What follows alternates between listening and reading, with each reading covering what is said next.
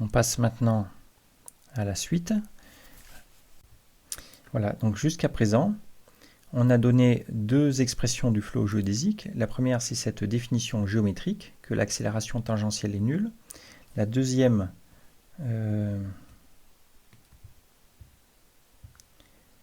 expression est ce système d'équations qui est équivalent en fait, et qui fait aussi intervenir l'accélération. Et donc, ce qu'on peut dire, c'est que jusqu'à présent, les trajectoires géodésiques ont été formulées dans le cadre de la théorie de Newton. On peut appeler ça la formulation newtonienne du flot géodésique sur une variété. Et ça fait intervenir géométriquement le flot géodésique, on le voit comme un champ de vecteurs sur l'espace tangent. On va maintenant donner une autre formulation équivalente, qu'on appellera formulation hamiltonienne, car elle se passe sur l'espace cotangent, et elle a l'avantage d'être beaucoup plus géométrique, on le verra, indépendamment du système de coordonnées, et en plus de proposer une définition générale du flot géodésique, bien plus générale pour les variétés riemanniennes, qu'on verra après.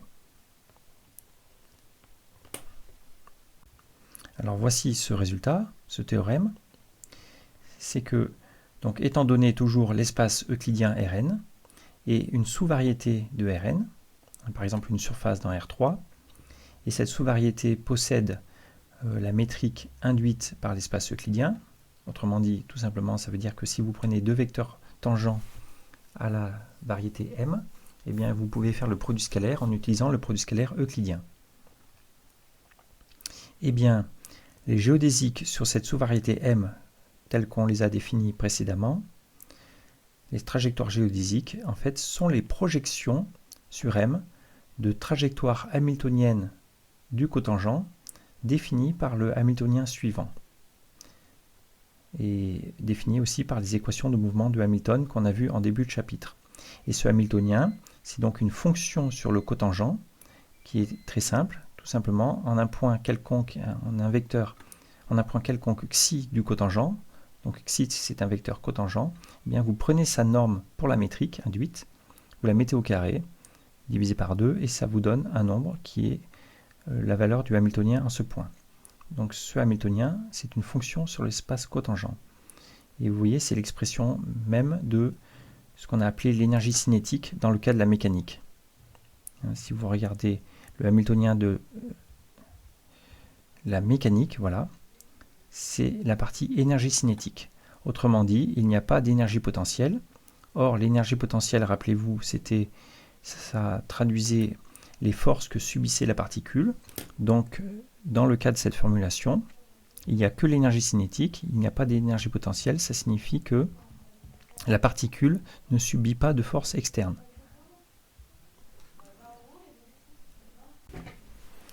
Ça correspond au fait donc à la propriété que la particule est libre, mais contrainte à vivre sur la variété M. Bon, une remarque, c'est que pour avoir le flot géodésique, il n'est pas nécessaire de prendre xi au carré divisé par 2, on pourrait prendre xi puissance p avec p quelconque. Et le facteur 1,5 est arbitraire aussi. Voilà, donc on a déjà fait cette remarque, que cette fonction de Hamilton correspond à l'énergie cinétique. Donc il n'y a pas d'énergie potentielle, ça correspond donc bien à l'idée que la particule est libre sur la variété M. Et maintenant, on va faire la démonstration. Donc la démonstration de quoi? On le rappelle, c'est que d'après cet énoncé, eh bien, si on considère ce hamiltonien, rappelez-vous, ce hamiltonien définit des trajectoires sur l'espace cotangent, et ce qu'on est en train de dire, c'est que la projection de ces trajectoires sur la variété M, ce seront des géodésiques.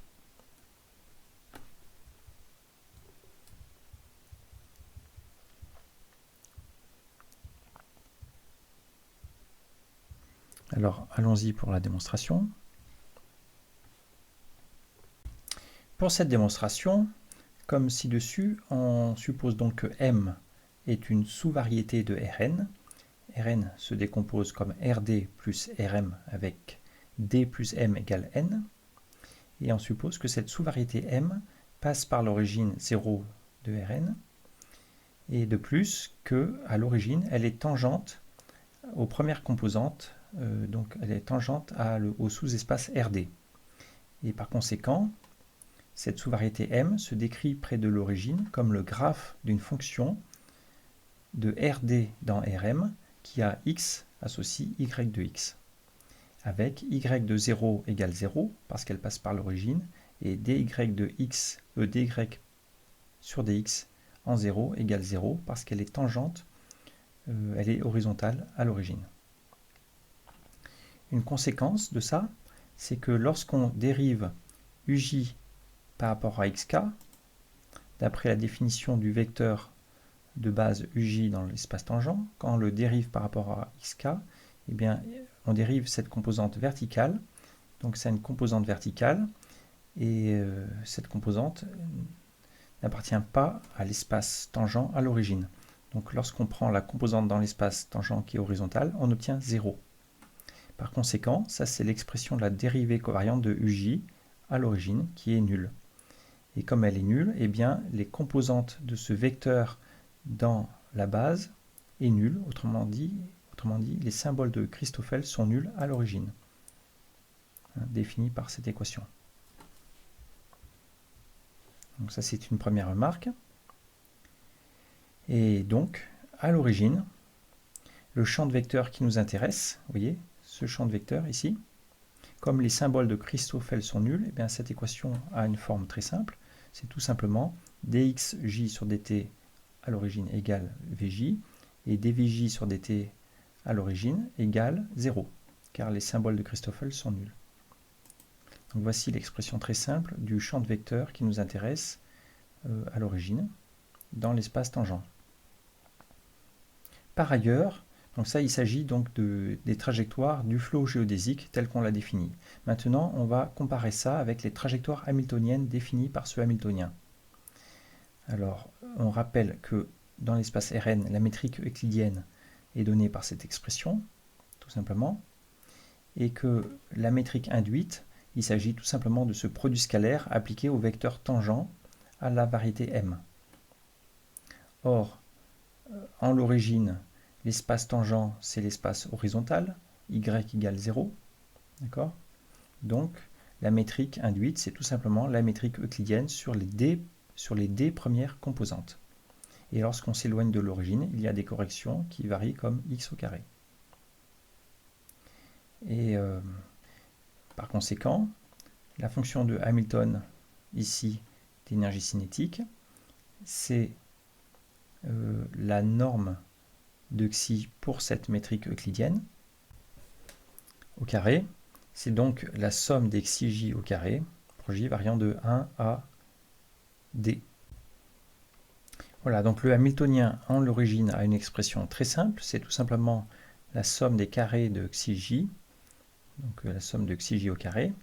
Et lorsqu'on applique les équations de mouvement de Hamilton, qu'on avait vues en coordonnées, ici, vous voyez, dxj par rapport à dérivée par rapport à t, c'est dérivée partielle de h par rapport à xj, dérivée de xj par rapport à t, c'est moins dérivée partielle de h par rapport à xj. Donc ça nous donne ici dxj sur dt égale dérivée partielle de h par rapport à xj. Si on prend que ce terme, ça nous fait xj. Et dérivée de xj par rapport à t, moins dh sur dxj, ça nous fait 0. Voilà. Et donc, à l'origine, on a les mêmes équations qu'ici, autrement dit, le même champ de vecteurs. Or, donc ça c'est que à l'origine, mais il faut se rappeler que l'origine, au départ, c'était un point arbitraire de la sous-variété. Donc, ceci est vrai pour n'importe quel point de la variété M. Donc, c'est vrai de partout. Il est vrai de partout, donc, que le flot hamiltonien, défini par ce hamiltonien, eh bien, lorsqu'on le projette sur la variété M, ça donne des trajectoires géodésiques. On a démontré le théorème. Et pour terminer, on conclut de la façon suivante en disant que, vu que dans le cas d'une sous-variété de Rn, eh bien, le flot géodésique est exprimé comme ceci, comme étant un flot hamiltonien sur le cotangent pour cette fonction de Hamilton, Et bien ici, vous voyez que dans cette formulation, on ne fait pas du tout référence à l'espace euclidien ambiant. Donc finalement, on n'en a pas besoin, et on peut utiliser cette propriété comme définition plus générale pour définir ce qu'est le flot géodésique. Et on pourrait dire qu'en géométrie moderne, c'est la définition qui convient du flot géodésique. Autrement dit, si M est une variété riemannienne avec une métrique G arbitraire, eh bien on définira que le flot géodésique, c'est un flot hamiltonien sur le cotangent de M, défini par la fonction de Hamilton, qui est tout simplement xi, norme de xi au carré pour la métrique, divisé par 2. Voilà. Et plus généralement, donc ce flot géodésique définit des trajectoires de particules libres, entre guillemets, se déplaçant sur la variété M, mais on pourrait même écrire des équations de la mécanique sur la variété M, en introduisant une fonction sur la variété M à valeur réelle qu'on appellerait énergie potentielle, et on dirait que la fonction de Hamilton, ce serait énergie cinétique plus énergie potentielle, comme on l'a vu dans le cas particulier de R3, dans le paragraphe précédent. Vous voyez, attendez, voilà. On avait vu que cette fonction de Hamilton, énergie cinétique plus énergie potentielle dans R3, ça nous donnait les équations de la mécanique de Newton. Et bien ici, on vient de trouver une formulation de la mécanique de Newton sur une variété riemannienne abstraite de dimension quelconque. Voilà, c'est ça.